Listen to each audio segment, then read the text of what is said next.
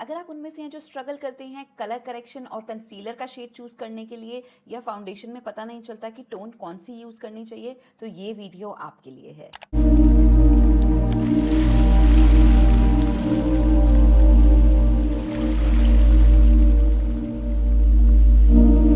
ये टॉपिक जितना कंफ्यूजिंग है उतना ही ज़्यादा इंपॉर्टेंट है। तो आज की इस वीडियो में मैं कलर करेक्शन और कंसीलर से रिलेटेड आपके सारे क्वेश्चंस क्लियर करने वाली हूँ। So stay tuned because this video is going to be a crash course on concealers and correctors. ये वीडियो मैं इंडियन स्किन टोन्स के हिसाब से बना रही हूँ, तो इसीलिए इंडियन स्किन टोन्स को ध्यान में रखते हुए हम फेयर, मीडियम और डीपर स्किन टोन्स में इन तीनों फोटोज को रेफरेंस लेके चलेंगे। अब जब आप इंडियन स्किन टोन्स की तरफ देखते हैं तो आप एक लाइट ब्राउन से लेकर के डार्केस्ट डीपेस्ट ब्राउन तक का स्किन टोन पाते हैं। और ऐसा है क्यों? दरअसल Indian skin tone red, yellow और ब्लू के कॉम्बिनेशन से बनी है। तो जब भी आप रेड और येलो की मात्रा थोड़ा ज्यादा पाएंगे और ब्लू की मात्रा कम पाएंगे तो लाइट ब्राउन कलर पाएंगे। और जैसे जैसे ये चार्ट में आप बढ़ते जाएंगे आगे, ब्लू की मात्रा और रेड की मात्रा बढ़ती जाएगी तो आपका स्किन टोन डार्क होता जाता है। हमारा स्किन टोन लोकेशन पे भी डिपेंड करता है। इंडिया के मैप को अगर आप देखें तो जो ठंडे वेदर्स हैं, जो कोल्ड वेदर वाले एरियाज हैं, जैसे कि कश्मीर हो गया, जब आप वहां के लोगों को देखते हैं तो आप एक लाइटेस्ट ब्राउन कलर का स्किन टोन पाते हैं। नॉर्थ इंडिया साइड में जब आप जाते हैं तो येलोनेस आप ज्यादा पाते हैं स्किन टोन के अंदर, थोड़ा सा yellow skin tone plus medium brown colour के लोग आपको ज्यादा दिखेंगे। और जब आप साउथ की साइड आते हैं तो आपको डीप ब्राउन और डार्केस्ट ब्राउन कलर के लोग ज्यादा दिखते हैं। अब ये 100% ट्रू नहीं है कि ये लोकेशन पे डिपेंड करता है। ये सब डिसाइड होता है लोकेशन पे, हेरिडिटी पे, आपके सन एक्सपोजर पे और मेलानिन लेवल पे। मेलानिन लेवल क्या होता है? मेलानिन डिसाइड करता है कि किसकी स्किन का कलर कितना डीप होना चाहिए। किसी भी स्किन टोन में जब मेलानिन का लेवल ज्यादा होता है वो स्किन सन एक्सपोजर ज्यादा एब्जॉर्ब करती है और ज्यादा डीप होती जाती है। प्लस ऐसी स्किन पे हमेशा स्कार्स के कलर, कोई भी एक्सीडेंटल मार्क्स या कोई भी पिगमेंटेशन होती है तो वो भी ज्यादा हो जाती है। मेलानिन लेवल से भी हम पता चला सकते हैं कि हमारे स्किन का कलर डीप होता है। अब रिसेंटली आपने तो सुना ही होगा कि सेलिब्रिटीज जो है वो मेलानिन लेवल कम करवा लेते हैं अपनी बॉडी से टू लुक मोर फेयर। तो यस, मेलानिन लेवल भी काम करता है। कलर करेक्शन होता क्या है? अगर आप इस पेज को देखें और आप कोई पेंटिंग बनाना चाहते हैं तो ये एकदम ब्लैंक कैनवस है, आप इस पे पेंटिंग बना सकते हैं, राइट? पर अगर मैं इसमें बहुत सारे कलर्स लगा दूं तो क्या आप इस पे पेंटिंग बना सकते हैं? आप बोलेंगे कि पहले मुझे क्लीन कैनवस दो, उसके बाद मैं इस पे पेंट कर पाऊंगा।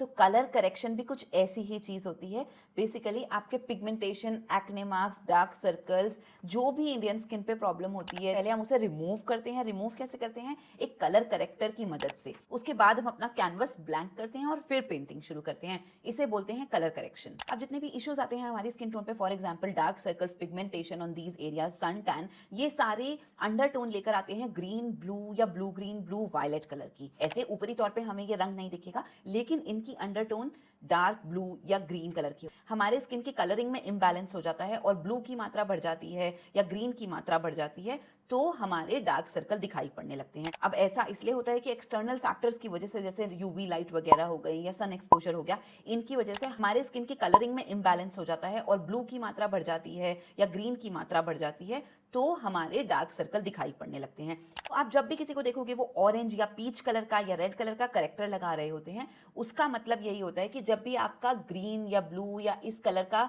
कलर करेक्शन आप करने लगोगे तो आपको इन कलर की मदद पड़ेगी। जब भी हम फेयर स्किन को देखेंगे, जैसे कि करिश्मा कपूर की स्किन हो गई, इनकी स्किन टोन में हमें थोड़ा सा रेड और थोड़ा सा येलो मिलेगा। जब हम थोड़ा मिक्स करेंगे तो हमें एक लाइट पीच कलर का करेक्टर मिलेगा, जो कि जब इनकी स्किन में ब्लू की मात्रा बढ़ेगी यानी कि पिगमेंटेशन बढ़ेगी तो हमें उसे कट करने के लिए पीच कलर चाहिए होगा। अब इसी तरीके से जैसे जैसे हम स्किन टोन में आगे बढ़ते जाएंगे, मीडियम ब्राउन, डार्क ब्राउन, तो हम रेड और येलो की मात्रा बढ़ाते जाएंगे और लाइट पीच हमारा बन जाएगा ऑरेंज, डार्क ऑरेंज और रेड। ऐसे मिलते हैं हमें हमारे कलर करेक्टर्स। मैक के कलर करेक्टर्स भी कुछ इसी तरीके से बने हैं फेयर और डीपर स्किन टोन्स के लिए। हर पैलेट की कलर थ्योरी अलग है। अगर आपकी फेयर स्किन टोन है तो आप देखेंगे कि पीच और येलो स्किन टोन्स में आते हैं। जैसे जैसे डीप होता जाता है वैसे वैसे light brown, dark brown, deepest brown और कुछ पैलेट्स डार्केस्ट ब्लैक तक भी जाते हैं depending upon the skin tones. अब आजकल हमें कलर करेक्टर्स दिख क्यों नहीं रहे?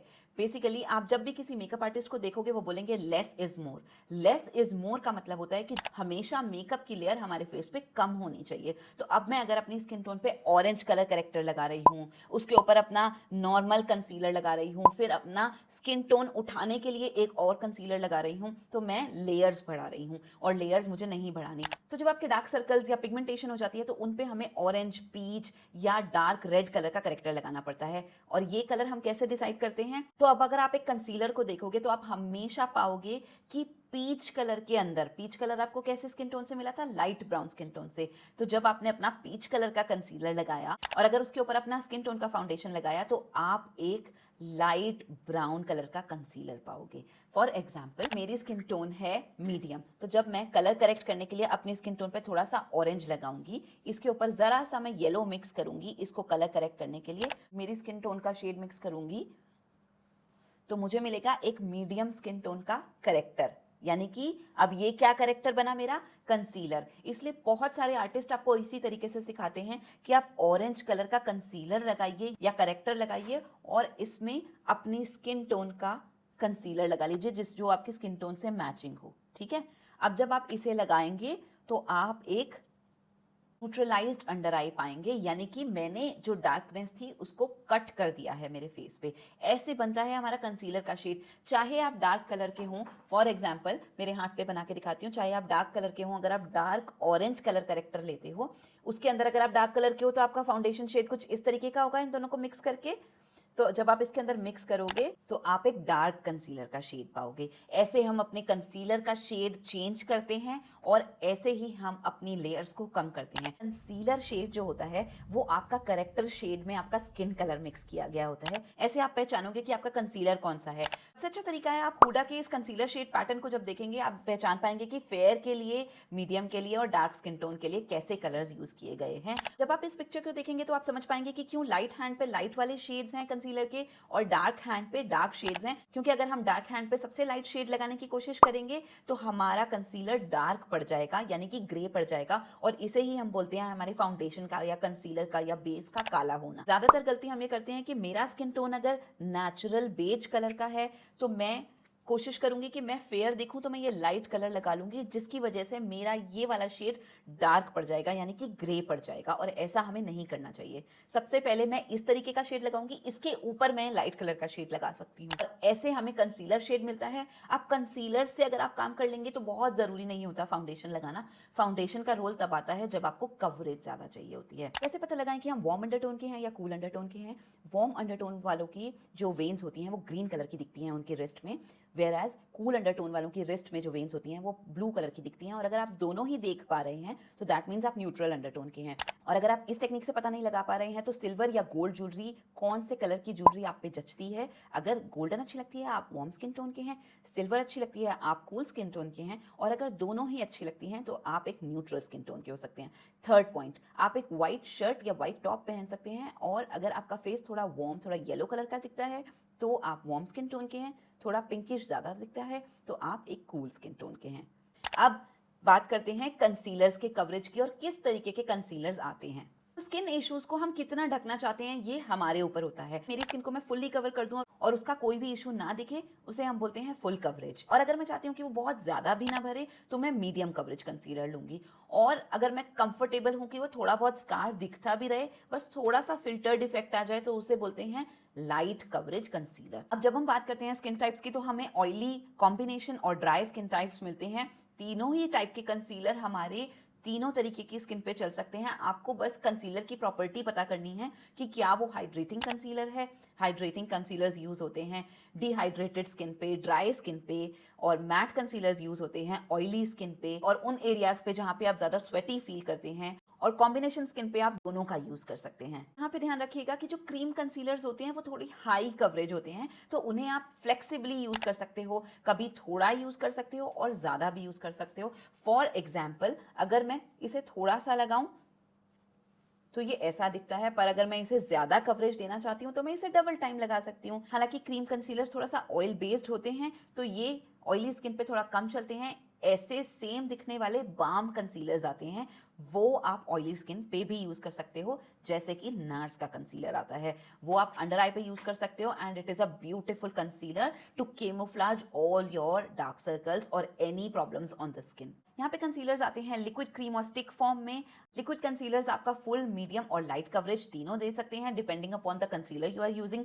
क्रीम कंसीलर्स जो होते हैं they are almost medium to heavy coverage. अगर आप इन्हें लाइट कवरेज के लिए यूज करना चाहते हैं तो आप इनकी क्वांटिटी थोड़ी कम लेंगे। लाइट कवरेज कंसीलर्स जो होते हैं वो लिक्विड फॉर्म में ज्यादा आते हैं, इजी टू वेयर होते हैं, एवरीडे के लिए बहुत ज्यादा यूज किए जाते हैं। स्क्रीन पे मैं आपको सारे ऑप्शंस दे दूंगी हर तरीके के कंसीलर के और इनकी कंसिस्टेंसी के। अब कंसीलर का पिगमेंट बनता कैसे है, कैसे ये फुल कवरेज होते हैं और क्या उसके प्रोज एंड कॉन्स होते हैं, उसके बारे में एक पूरी सेपरेट वीडियो बन सकती है। तो आज हम बेसिक्स की बात करेंगे। Now you will always find reverse cases. For example, जैसे कोई बहुत ही फेयर स्किन टोन का है लेकिन उसको बहुत ज्यादा डार्क सर्कल्स हैं, या कोई बहुत एक्ने, या फॉर एग्जाम्पल कोई एक्सट्रीम केस हो गया, कोई एक्सीडेंट हो गया, तब हमें डार्क स्किन थ्योरी वाली थ्योरी ही अप्लाई करनी है। ये नहीं सोचना कि फेयर स्किन टोन है तो हम पीच कलर का करेक्टर लगा दें।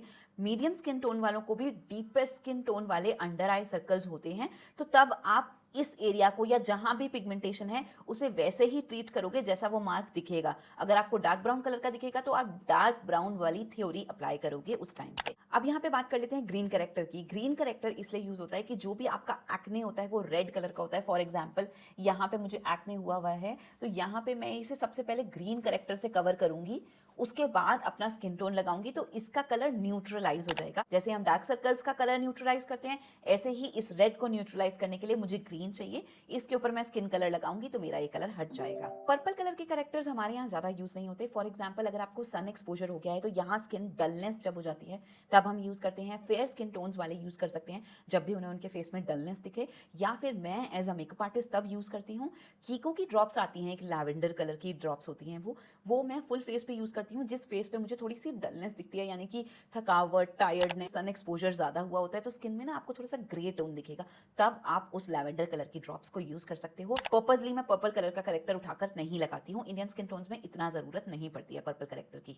येलो कलर करेक्टर हम यूज करते हैं ब्राइटनिंग के लिए। तो जब भी हमें वार्मथ चाहिए स्किन के अंदर तो हम थोड़ा सा येलोनेस बढ़ा देंगे तो ब्राइटनिंग इफेक्ट आ जाता है इससे। कैन यू सी, ये आई थोड़ी ब्राइट लग रही है और ये कम। और पिंक कलर करेक्टर भी आता है हमारा, वो हम थोड़ा सा, आजकल नया ट्रेंड चला है कि पिंक अगर हम अपनी अंडर आई के नीचे दिखाते हैं तो हम थोड़ा सा फ्रेश लगते हैं। वैसे ज्यादातर पिंक कलर करेक्टर्स जो होते हैं वो अंडरटोन में आते हैं, और मैक के NC15 फाउंडेशन शेड, जिसे हम इंडिया का सबसे फेयर शेड्स बोलते हैं, NC10 से NC15 वाले लोगों को, उनके लिए वो कलर करेक्टर्स पिंक अंडरटोन वाले यूज किए जाते हैं। अब पिंक अंडरटोन बनती कैसे है? पिंक अंडरटोन बनती है जब रेड आपकी स्किन में थोड़ा सा ज्यादा होता है और ब्लू सबसे कम होता है, यानी कि सबसे फेयर स्किन टोन वाले लोग आपको हमेशा थोड़े से पिंक की तरफ को दिखेंगे। जो रेड टोन है वो थोड़ा सा ज्यादा दिखता है, और जब वो स्किन कलर के साथ होकर फेस पे दिखाई पड़ता है तो ऐसे लोग आपको थोड़े से पिंकी दिखते हैं। तभी कश्मीर के लोग थोड़े से पिंक ज्यादा दिखते हैं। मेरी स्किन टोन में थोड़ी सी पेलनेस ज्यादा है, तो जब मैं इसे थोड़ा सा फ्रेश दिखाना चाहूंगी तो मैं पिंक अंडरटोन वाले पाउडर्स यूज करूंगी,